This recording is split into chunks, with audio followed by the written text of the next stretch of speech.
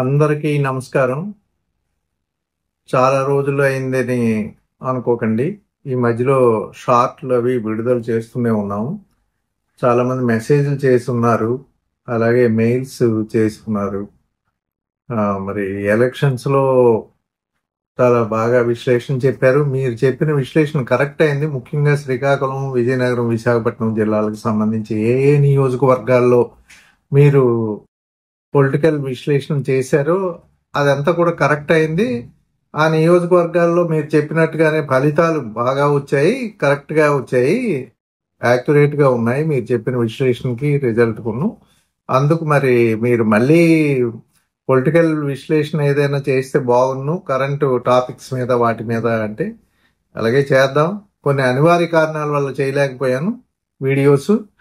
అలాగే కొన్ని షార్ట్లు చేసి ఉన్నాను ఈ లోపల.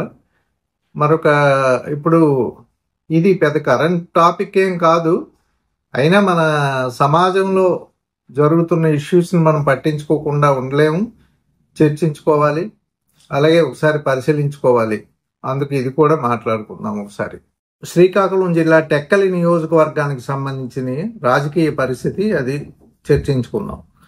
ఇక్కడ మనం రాజకీయ పరిస్థితే కాకుండా సామాజిక మార్పులు ఇవన్నీ కూడా, ముఖ్యంగా ఇక్కడ ప్రస్తుత ఎమ్మెల్సీగా అంటే విధాన పరిషత్ తాలూకా సభ్యుడిగా ఉన్నటువంటి దువ్వాడ శ్రీనివాస్ గారి విషయం చూద్దాం. ఈయన ఒక సామాజిక వర్గం, అక్కడ బలమైన సామాజిక వర్గానికి ప్రాతినిధ్యం వహిస్తూ ఉన్నాడు. ఈయన వలన పార్టీకి ప్రయోజనం కలుగుతుందన్న దృష్టితో జగన్మోహన్ రెడ్డి గారు ఈయన్ని విధాన పరిషత్ సభ్యుడిగా అక్కడ ఎన్నుకోవటం జరిగింది.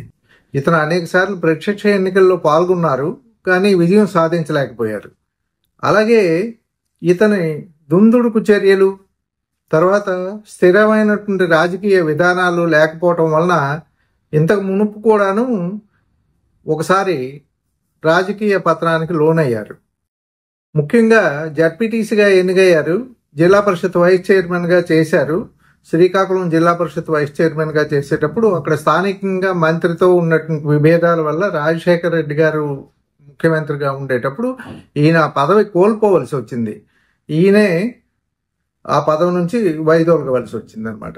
ఇటువంటి పరిస్థితులు ఇంతకుముందు ఉన్నాయి. అలాగే ఇప్పుడు కూడా పార్టీకి ఏమీ పాలుపోలేదన్నమాట. ఇతను అక్కడ చేసిన పరిస్థితిని, తెచ్చిన పరిస్థితిని వలన పార్టీకి డ్యామేజ్ జరిగింది అనేది తెలుసు. అందుకే అక్కడ స్థానికమైనటువంటి ఇన్ఛార్జిని మార్చారు. ఇన్ఛార్జిని మార్చినప్పటికీ కూడా పార్టీ డ్యామేజ్ అవ్వడం అనేది ఆల్రెడీ జరిగిపోయింది. కానీ ఇప్పుడున్న పరిస్థితుల్లో పార్టీ అధికారంలో లేదు కాబట్టి ఆయన పార్టీ నుంచి డిస్మిస్ చేయలేకపోయారు, సస్పెండ్ చేయలేకపోయారు. అదే ఉదాహరణ మనం తీసుకుంటే జనసేన పార్టీలో రీసెంట్గా జరిగినటువంటి 2-3 రోజుల క్రితం జానీ మాస్టర్ ఇష్యూని తీసుకుంటే, జానీ మాస్టర్ చేసిన తప్పుకి ఆయన మీద ఫైల్ అయిన కేసుకి వెంటనే పార్టీ నుండి సస్పెండ్ చేశారు జనసేన వారు. అలాగా పార్టీని కాపాడుకోవాలంటే ఆ పరిస్థితి రావాలి, అది చెయ్యాలి కూడా. కానీ అక్కడ ఆ పరిస్థితి లేదు, అక్కడ స్థానికంగా ఉన్నటువంటి పరిస్థితులే. యాదృచ్ఛికంగా రాజకీయ నాయకులు అయినటువంటి పరిస్థితులు ఉండేటప్పుడు ఇటువంటి పరిస్థితులు వస్తుంటాయి అన్నమాట జనరల్గా. ఇక్కడ ఒక సామాజిక వర్గానికి బలం ఉంది కాబట్టి, ఈయన ప్రాతినిధ్యం వహిస్తున్నాడు కాబట్టి ఈయనకి పార్టీ ఇంపార్టెన్స్ ఇవ్వటం, ఇతన్ని కావాలని జగన్మోహన్ రెడ్డి గారు ఒక నాయకుడిగా తయారు చేయటం జరిగిందే కానీ ఎప్పుడూ కూడా ఇతను రాజకీయ నాయకుడిగా ఉండలేకపోయాడు అనమాట గతంలో. కానీ ఇతని పూర్తిగా దుందుడుకు చర్యలే దీనికి కారణం అనమాట. ఇప్పుడు కూడా అదే పరిస్థితి తెచ్చుకున్నారు. అతను రాజకీయ పతనానికి ఇంకా అనుమానం లేదు. ఈ రాజకీయ అభివృద్ధి చెందుతారు, రాజకీయంగా ఇతర పదవులు కూడా ఇతనికి లభిస్తాయనే ఆశ ఇంకా లేకపోవచ్చు. ఎందుకు అంటే ఇప్పటికే శ్రీకాకుళంలో ఇతని సామాజిక వర్గానికి మంత్రి పదవి రాలేదనే ఒక మానసిక వ్యధ అనుభవిస్తుంది ఆ సామాజిక వర్గం. అటువంటిది మన సామాజిక వర్గానికి చెందిన వ్యక్తి ఇలా చేశాడు, ఇలా అబాసు పాలయ్యాడు అనే భావన ప్రతి వారి మనసులో కూడా ఉంది అన్నమాట. అయితే మనం ఇక్కడ 2 విషయాలను మనం గమనించాలి. అవతల దివ్వల మాధురి వర్సెస్ సంపత్రావు వాణి అంటే దువ్వాడ వాణి అని చెప్పుకుంటున్నాము. దువ్వాడ వాణి మధ్య వివాదమే కాదు ఇది. మొత్తం దీనికి కారణం ఎవరు? సెంటర్ పాయింట్ అనేది దువ్వాడ శ్రీనివాసరావు. ఈ దువ్వాడ శ్రీనివాసరావు గారు అంటే ఎలాగ నైతిక నియమాలు రాజకీయ నాయకులు కోల్పోతున్నారో మనకి ఈ ఇష్యూ అనేది తెలియజేస్తుంది అనమాట. ప్రపంచంలో ఎక్కడా కూడా ఇటువంటి ఆరోపణలు వస్తుంటాయి. ఆరోపణలు వచ్చేటప్పుడు మనకు బిల్ క్లింటన్ మీద కూడా ఇటువంటి ఆరోపణలు వచ్చేటప్పుడు ఏం చేశారు అంటే అతను క్షమాపణ చెప్పుకున్నాడు. క్షమాపణ చెప్పి ఆ విషయాన్ని అంతటితో ముగించుకున్నారు అనమాట.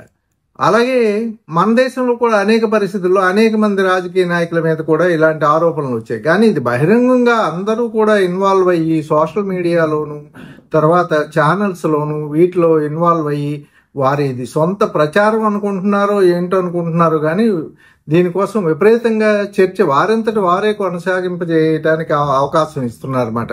అందుకు ఇది పూర్తిగా సామాజిక పరంగా ఇది ఎంత నైతిక నియమాలు దిగజారిపోయాయో తెలుస్తుందన్నమాట.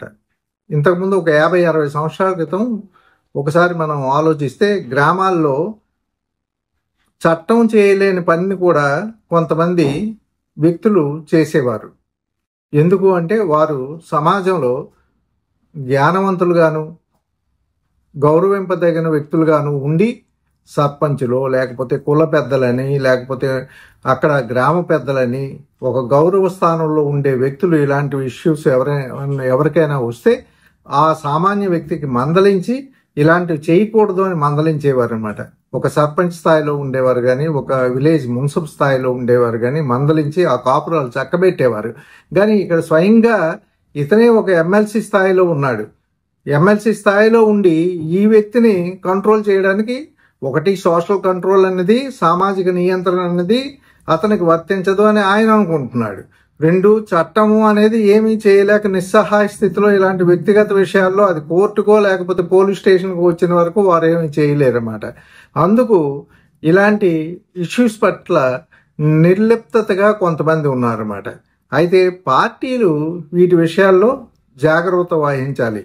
ఇప్పుడు జగన్మోహన్ రెడ్డి గారి పార్టీ ఆల్మోస్ట్ ఇక పతనానికి దారి తీస్తుంది అని చెప్పుకోవచ్చు.